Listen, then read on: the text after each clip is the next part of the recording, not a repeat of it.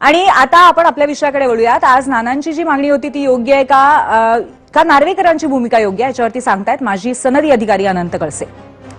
या संदर्भात आपण संविधानाच्या तरतुदी जरी बघितल्या तरी मी आपल्याला स्पष्ट करू इच्छितो की राज्य निवडणूक आयोगाचं जे पद आहे आर्टिकल 243 क याच्यामध्ये इलेक्शन्स टू पंचायत ही आपण घटना दुरुस्ती केली 74वी आणि 75वी.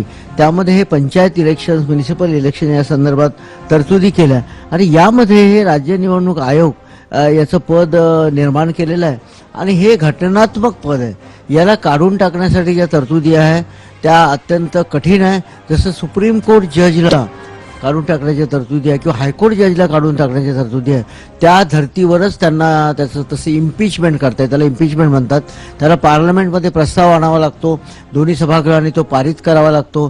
त्यानंतर त्यांना पारित झाल्यानंतर 2/3 बहुमताने याची तरतूद याच्यामध्ये आहे. बहुमताने तो पारित झाल्यानंतर मग माननीय राष्ट्रपतीकडे पाठवून त्याच्यावर पुढे कारवाई होते. त्यामुळे त्या पदावाला पदमुक्त करणं किंवा काढून टाकणं किंवा बडतर्फ करणं ही मागणी संविधानाला धरून होणार नाही.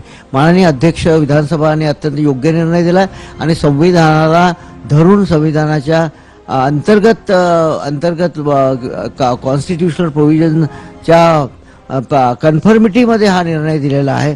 त्यामुळे राज्य निवडणूक आयुक्ताला काढण्याचा विधानसभेला तसा हक्क नाही, कॉन्स्टिट्युशनल राईट नाही आहे. त्याच्या वेगळ्या तरतुदी कॉन्स्टिट्यूशनमध्ये दिलेल्या आहेत.